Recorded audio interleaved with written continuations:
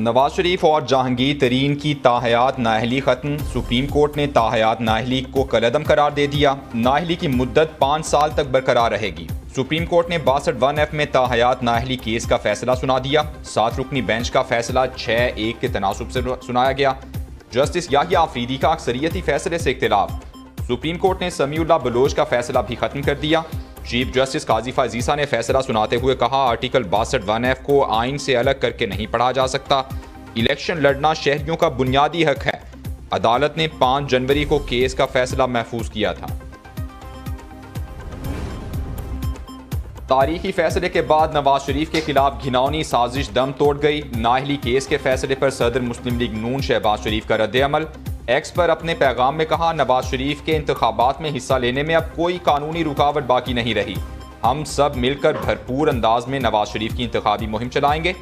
मरियम औरंगजेब ने कहा, अदालती नाइंसाफी का स्याह बाब आखिरकार खत्म हुआ। आइन के आर्टिकल 62(1)(f) की मनचाही तशरीह की गई। उधर अदालती फैसले के बाद लाहौर और कराची में नून लीगी रहनुमाओं ने कारकुनान में मिठाई तकसीम की। क्या पीटीआई चाहती है 100% कागजात नामजदगी मंजूर हो जाएं? सुप्रीम कोर्ट आरओज को ये नहीं कह सकती कि किसी के कागजात नामजदगी मुस्तरद ना करें। PTI level playing field case में चीफ जस्टिस काजी फाजीसा के रिमार्क्स। पीटीआई वकील लतीफ खोसा ने कहा, पीटीआई के किसी फ्रंट लाइन उम्मीदवार के कागजात मंजूर नहीं हुए, कागजात छीने गए। पीटीआई के सिवा किसी जमात के रहनुमा पर एमपीओ नहीं लगा। इस पर चीफ जस्टिस काजी फाजीसा ने कहा, क्या इलेक्शन कमीशन के सारे इख्तियारात हम अपने पास रख लें? अदालत ने इलेक्शन कमीशन और चीफ सेक्रेटरी पंजाब की रिपोर्ट पर पीटीआई से तहरीरी जवाब तलब करते हुए समाअत पीर तक मुलतवी कर दी।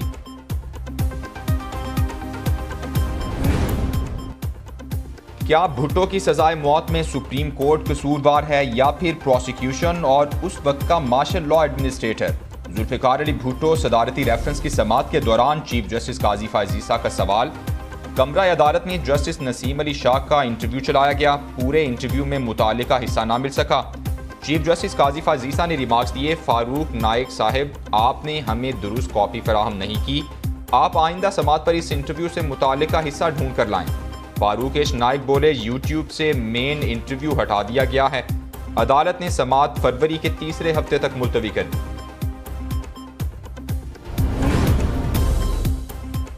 चीफ जस्टिस पाकिस्तान की बात में ज्यादा वजन है या चंद सेनेटर्स की? चाहे अक़वाम मुत्तहिदा करारदाद पास कर ले, इलेक्शन 8 फरवरी को ही होंगे। चीफ जस्टिस ने कहा है कि इलेक्शन की तारीख पत्थर पर लकीर है। Chairman peoples party Bilawal Bhutto की सुप्रीम कोर्ट के बाहर मीडिया से गुफ्तगू। कहा, बानी पीटीआई गुनहगार नहीं तो उन्हें जेल में नहीं होना चाहिए। बानी पीटीआई ने सियासत में जो रिवायत डाली है उस पर उन्हें तौबा करनी होगी। उम्मीद है जुल्फिकार अली भुट्टो रेफरेंस में पीपल्स पार्टी को इंसाफ मिलेगा। ये एक मौका है कि तारीख को दुरुस्त करें। तमाम स्टेक होल्डर्स को अपनी गलतियां माननी चाहिए। आम इंतखाबात से पहले गैर मुल्की सफ़ीरों की सियासतदानों से मुलाकातें। कायद मुस्लिम लीग नून नवाज शरीफ से बरतानवी हाई कमिश्नर जेन मैरियट की मुलाकात। बाहमी दिलचस्पी के उमूर पर तबादला ख्याल किया गया। इस मौके पर नवाज शरीफ ने कहा, पाकिस्तान और बरतानिया के मजबूत ताल्लुकात दोनों ममालिक के मफाद में हैं। तिजारत, सरमायाकारी समेत मुख्तलिफ शोबों में ताल्लुकात का फ़रोग वक्त की ज़रूरत है। बरतानवी हाई कमिश्नर ने मुख्तलिफ मुकदमात से बरीयत पर नवाज शरीफ को मुबारकबाद दी।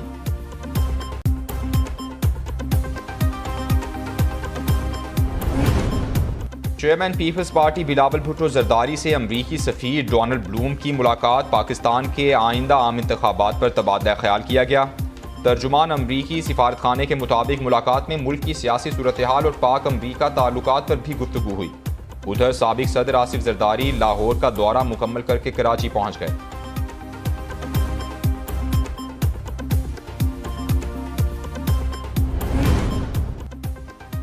एमकेएम पाकिस्तान ने वजारत उज़्मा के लिए नवाज शरीफ की हिमायत का ऐलान कर दिया। नून लीग और मुत्तहदा वफूद की मुलाकात के बाद मीडिया से गुफ्तगू। मुत्तहदा रहनुमा अमीनुल हक ने कहा, एमकेएम वज़ीर आज़म के लिए नवाज शरीफ को वोट देगी।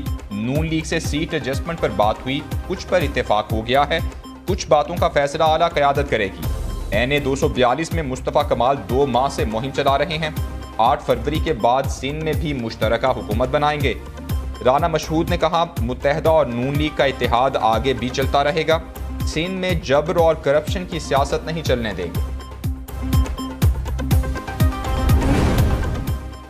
पीटीआई की लेवल प्लेइंग फील्ड ना मिलने की तकरार बरकरार, पीटीआई को कॉर्नर मीटिंग की भी इजाजत नहीं। ये कैसी लेवल प्लेइंग फील्ड है? इलेक्शन कमीशन और चीफ सेक्रेटरी की रिपोर्ट के एक एक नुक्ते का जवाब देंगे। पीटीआई रहनुमा लतीफ खोसा की मीडिया से गुफ्तगू, कहा कागजात नामजदगी मुस्तरद करना बदनीयती पर मबनी है। कहा गया किसी किस्म की कोई शिकायत नहीं, इससे बड़ा मजाक क्या हो सकता है। बल्ला वापस ना मिला तो प्लान बी मौजूद है। इंतखाबात का बायकॉट करके उन्हें किसी सूरत फ्री हैंड नहीं देंगे। पीटीआई ने खंबे को भी टिकट दिया तो वोट मिलेंगे।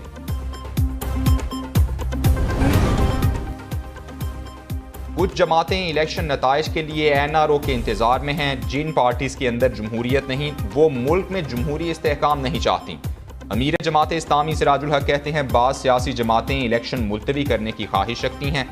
मुल्क की मुआशी तरक्की के लिए तमाम सियासी जमातों को लॉन्ग टर्म मंसूबों पर इत्तेफाक राय पैदा करना होगा।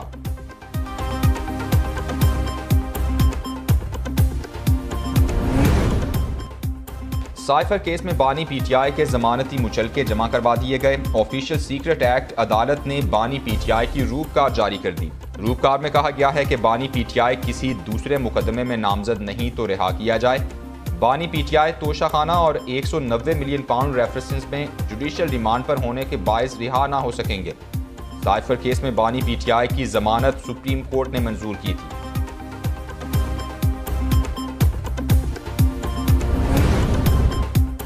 बल्ले के निशान का केस 10 जनवरी को समाअत के लिए मुकर्रर करने का हुक्म। सुप्रीम कोर्ट ने पीटीआई की दरख्वास्त समाअत के लिए मुकर्रर कर दी। वकील हामिद खान ने कमरा अदालत में कहा कल पेशावर हाई कोर्ट में यही केस मुकर्रर है। चीफ जस्टिस काजी फाजीसा बोले अगर 3 रुकनी कमेटी का मसला नहीं तो ये केस 2 दिन बाद लग जाएगा। पीटीआई वकला बैरिस्टर गौहर और हामिद खान की रजिस्ट्रार सुप्रीम कोर्ट से मुलाकात, दरख्वास्त फौरी समाअत के लिए मुकर्रर करने की इस्तदा की। और काबीना कमेटी सानहा 9 मई की तहकीकात के लिए सर जोड़कर बैठ गई। निगरान वजीर कानून अहमद इरफान असलम की जेर सदारत कमेटी का पहला इजलास हुआ। कमेटी ने सानहा 9 मई की तहकीकात के लिए काम का आगाज कर दिया। मुतालिका हसास और तहकीकाती इदारों ने तमाम रिकॉर्ड और दस्तावेजात तलब करने का फैसला कर लिया। दिफाई और फौजी तनसीबात की तस्दीक शुदा वीडियोज़ और तस्वीर से भी मदद दी जाएगी। गिरफ्तार मुल्जिमान के एतराफ़ी बयानात का भी जायजा लिया जाएगा।